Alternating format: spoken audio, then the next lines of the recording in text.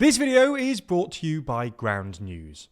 On Sunday, Germans went to vote in the 2025 federal election, with a massive turnout of 84%, the highest since 1987. It was clearly won by the centre-right Christian Democrats, with the Alternative for Deutschland coming second and doubling their vote share compared to 2021.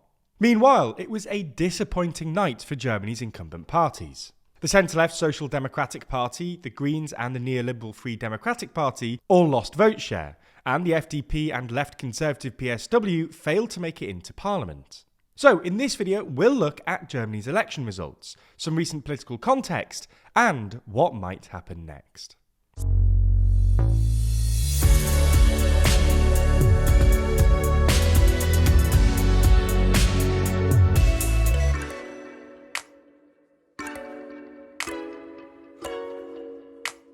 We're getting remarkably close to 1 million subscribers, and currently 72% of you haven't yet subscribed. So lend us a hand and subscribe today. But first, a super quick recap.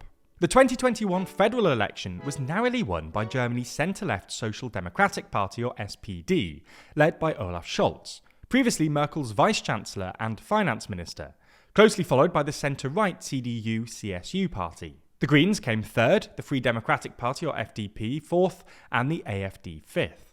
As a result, Scholz's SPD formed a coalition with the Greens and the FDP, known as the Traffic Light Coalition, because of their colours. The government started out on a strong footing, with the SPD's vote share of 25.7% being their best result since 2005. And according to a pre-election Infratest DIMAP poll, a majority of Germans, 51%, expected Scholz to be a good chancellor. Unfortunately, things didn't go to plan for the Traffic Light Coalition. Scholz's term coincided with a very unstable geopolitical environment, and his government's response to events like the Ukraine war, the destruction of the Nord Stream 2 gas pipelines, and the Israel-Hamas war, as well as domestic issues like the economy, energy, and soaring crime rates, failed to convince voters. Arguably, the most difficult issue for the coalition has been energy. In February 2022, just 2.5 months into Scholz's term, Russia launched its full-scale invasion of Ukraine, sparking an energy and inflationary crisis in Europe that hit the German economy particularly hard, given its dependence on Russian oil and gas.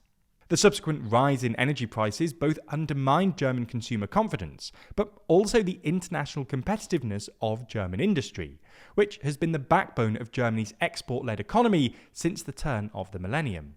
Rising energy prices interacted in uncomfortable ways with the coalition's green ambitions.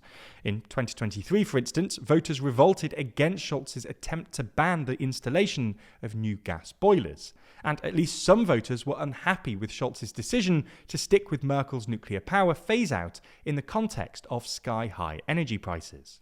Fueled by anxieties about green policies and immigration, the AfD surged in the polls, and have polled ahead of all three coalition parties since mid-2023, while the Christian Democrats have been way ahead of the SPD since mid-2022.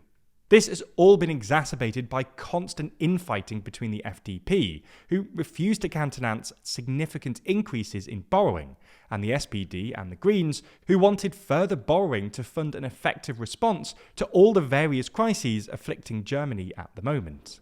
This culminated in Scholz firing FDP Finance Minister Christian Lindner, and in November effectively imploding the coalition. Scholz then called a vote of confidence in his SPD Green minority government, which he lost, thus deciding to call an early election in February 2025. Now, this brings us to Sunday. Going into the election, the opinion polls had the CDU on about 30%, the AfD on about 20%, the SPD on 15%, the Greens on 12%, the Left on 7%, and both the BSW and the FDP just under 5%, which is the threshold for representation in the German parliament. This meant that a lot would depend on whether or not these two parties made it to the 5% threshold, as if they didn't, the CDU and the SPD would probably be able to form a two-party grand coalition. But if they did, they'd probably win enough seats to force the CDU and SPD to find a third coalition partner. In the end, the polls were broadly correct. The CDU finished first with 28.5% of the vote, a roughly 4 percentage point increase from their 2021 results, meaning its leader, Friedrich Merz, will likely be Germany's next chancellor. Next up in second were the AfD with 20.8%. And while this was a few points less than some pre-election polls had been predicting, it was still the party's highest ever result and double what they got in 2021. There was also a stark regional divide here, with the AfD winning the most second votes, i.e. party list votes, in most constituencies in the east, apart from Berlin, neighbouring Potsdam and Leipzig, and the CDU winning most in the west. Support for the AfD was also higher among voters with a basic education, who were twice as likely to vote for the AfD as those with a higher education. Moving on, the SPD came third with 16.4%, their worst result at a federal election since 1887. Scholz took responsibility for this, calling it a bitter result and a defeat, but also took aim at the AfD and said, "We live in a democratic country and we're fighting for democracy. That an extreme right party like the AfD can get results like this in Germany is not something we can just forget about." Scholz will continue as acting Chancellor until after a new government's formed, although he's still saying he wants the role of Chancellor in government, so we'll have to see what happens here. Next were the German Greens with 11.6%, a few points lower than 2021. Greens leader Robert Habeck said they wanted more, but also said that the Greens haven't collapsed like the other coalition parties, the SPD and the FDP. However, Habeck also suggested that Merz was responsible for the Greens' poor result, saying Merz had boosted the extremes, criticising Merz's decision earlier this year to seek support on a hardline immigration bill from the AfD. Die Linke came fifth with 8.8%, a very good result for the Socialist Left Party that was polling below 5% only a couple of weeks ago. Die Linke also came first with first-time voters and with 18 to 24-year-olds, followed in both cases by the AfD.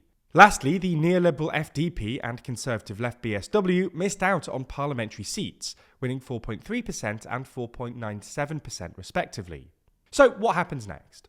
Well, luckily for Merz, because both the FDP and BSW fell below the 5% threshold, the CDU and the SPD now have a majority of seats between them, and so will probably form a two-party grand coalition.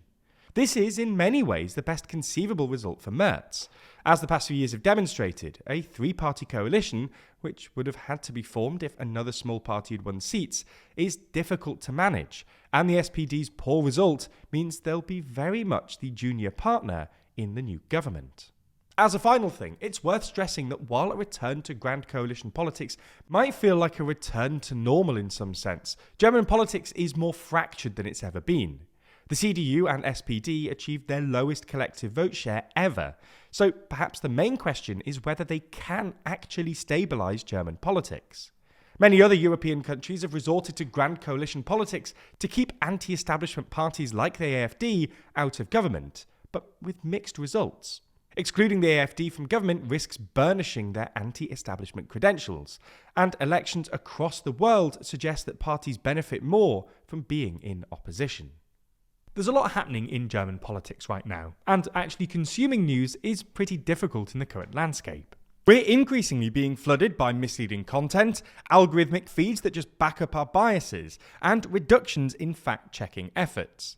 It almost feels like people are intentionally making it harder to get to the truth. One way you can cut through the noise is with Ground News, a website and app on a mission to give readers an easy, data-driven, objective way to read the news. Every day, Ground News ingests over 50,000 articles from all over the world. Every story comes with a quick visual breakdown of the political bias, factuality, and ownership of the source's reporting, all backed by ratings from 3 independent news monitoring organisations. For example, take this story about the German economy and polarisation.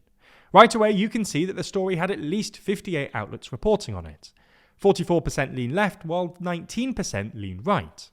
Every story also comes with a detailed view of the bias distribution, factuality scores, and even specific ownership information, so you can see how reliable the reporting actually is. You can also swipe through some of the headlines to get a more detailed understanding of how reporting might change based on political bias. But my favourite part has to be their blind spot feed, which highlights stories that are being underreported on one side of the political spectrum or the other.